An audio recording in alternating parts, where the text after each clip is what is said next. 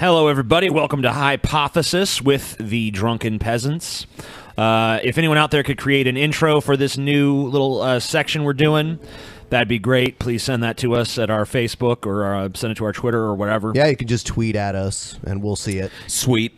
Get it to us. This is going to be a new little show where we put out custom clips.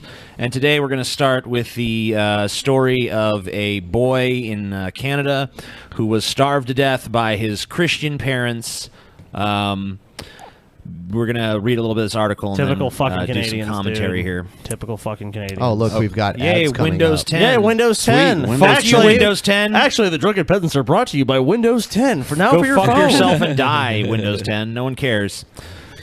Speaking of dying, this kid's dead. Do you want me to read a little bit of the headline? Let's go ahead. Yeah, you they, go ahead. they knew he was dying. Canadian parents who starved their diabetic son, Fucking 15 Canadians. years old, to death and prayed for 2 hours rather than called 911 when they found him not breathing, get life in prison. So there's a picture of the young man there. They deserve it. Starving. Look at him. He looks emaciated. This is Yeah. disgusting. Clearly sick. That is a picture from 2013. So he probably 13. looked worse than this when he so died. So he looks 13. He looks like he's 10. from someone living in a war zone. My understanding is that he weighed under 40 pounds God, what is? when they discovered his body, or when they came to get his body after the parents finally did call somebody after he was dead. You know, Another thing is there was open sores on his face, of course there were. and one was so pronounced that you could actually see his jaw because the skin just was not there Let's anymore. read this here. And here's the parents. His physical condition at death was not a Fuck sudden them. or quick occurrence, but rather took place over months and probably years, the judge said.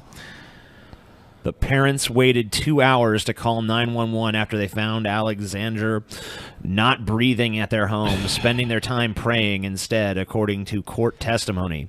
You see, shit like this, I'm very even-handed when it comes to justice. But when people do shit like this that's senseless to kids or animals, I get very biblical. I feel like these people are Christians, an eye for an eye. These fat fucks right here should starve to death. Yeah, and look at them. I was about to They say, ain't like, starving. look at these two fat, well-fed fucks that starved their kid to death because they were in denial about him having diabetes. The whole story here is just crazy because this kid, Alexander, or whatever his name was in the, he got diabetes. His parents didn't treat him for it, and he became emaciated, and they knew he was being neglected. So the state... They were neglecting him. The state took him away, put him in a foster home where he got well fed, and apparently he was thriving and happy. And then the city of, I believe it was Alberta, said, all right, Alberta's a province. The province of Alberta said they're going to give him back. We're going to give him back to his parents. And he's gonna we're gonna make sure they take care of him this time. Yeah. He's gonna have regular medical He's checkups. gonna be monitored. And we're gonna monitor his situation. These parents have demonstrated a fucking total lack of a basic parenting skills and neglecting their child's medical needs. So, but here's what happened. All they had to do was check on him. They did check on him while he was living in Alberta, but when the parents then moved, possibly solely so they could fucking get away with this. Alberta lost track of the kid. The kid goes somewhere else, and they re-begin the process of fucking slowly starving him to death. See, you know what, dude? I know these crazy fucking parents killed this kid, but really, Canadian social services failed this kid. You know what failed them even more is religion. Let's see. The devout churchgoers allegedly told friends that their 15-year-old son had died, but was brought back to life by God. Yeah. I think I found the root cause and the root problem here is this ridiculous religious beliefs they had. That look, I grew up in Louisiana. And I knew kids that were diabetic and their parents were Christians, like fundamentalist Christians. They still got insulin.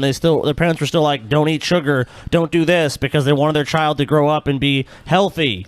So even fundamentalist Christian idiots can sometimes get this right. These people are just insane. Yeah, I think they I withheld found the problem. insulin from him. They withheld any sort of treatment. They wouldn't even admit that he had diabetes.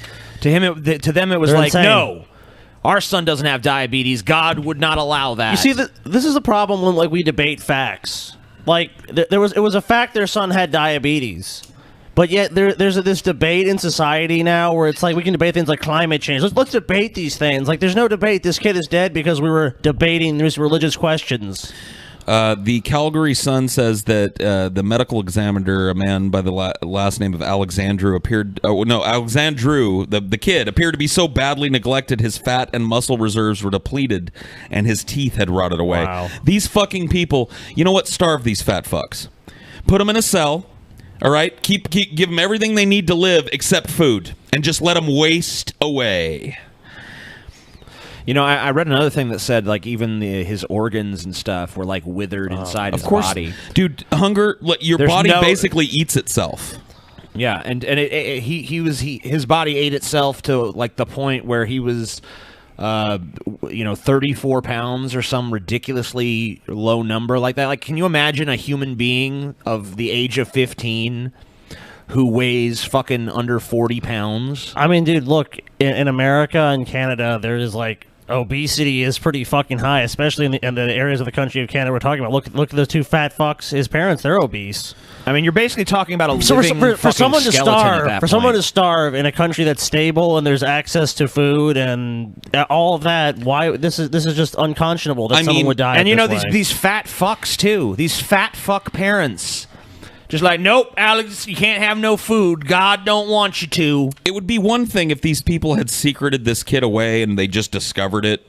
But the fact that social services was involved at some step of this, knew that these parents had a hard time or had a history of not feeding this child, and nobody followed up when they moved to the point where he just withered away and died, whoever the caseworker was on this ought to be fired.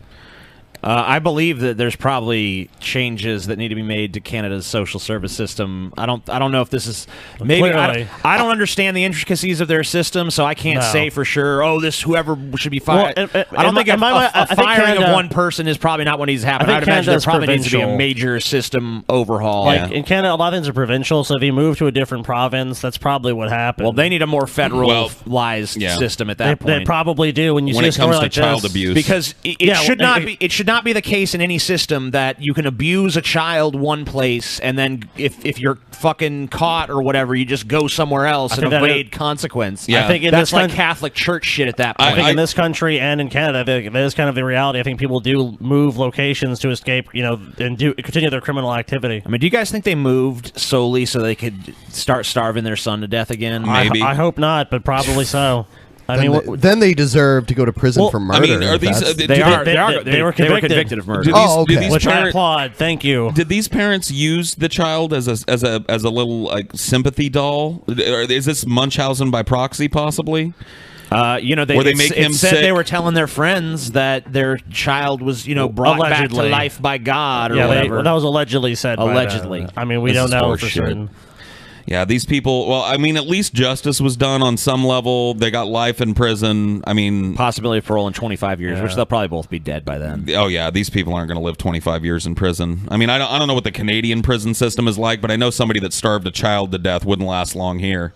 Yeah, I mean, like, good reason. I'm all for prisons being geared towards rehabilitation, but I don't know if there's any rehabilitating people who would literally let their son wither away to death before their very eyes while they're just content to fucking clasp their hands and go, Jesus, Jesus! I mean, when you talk about rehabilitation, like, do I think that these people would ever be trustworthy with a child again? No. There's no rehabilitation for people like this, so separating from them from society is really all we can do. Yeah, there's something seriously wrong with these people, and I mean, look, part of it has to be mental illness, part of it has to be religion. I mean, this is just disgusting. Those two together, though, are pretty potent combo, aren't they? Yeah. You can't, I mean, like, when it comes down to two people, I mean, they don't share a fucking mental illness. This is something that has obviously been discussed between them. I mean, obviously they discussed it, but I'm saying they're both mentally ill in the respect that...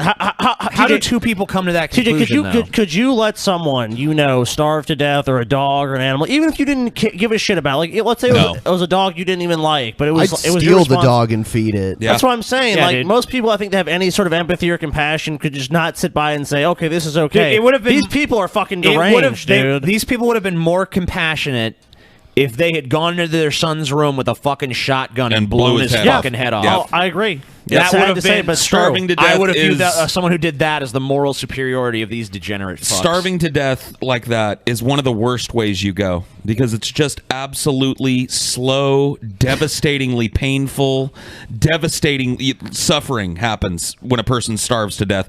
It's like burning alive, but compounded over 3 years.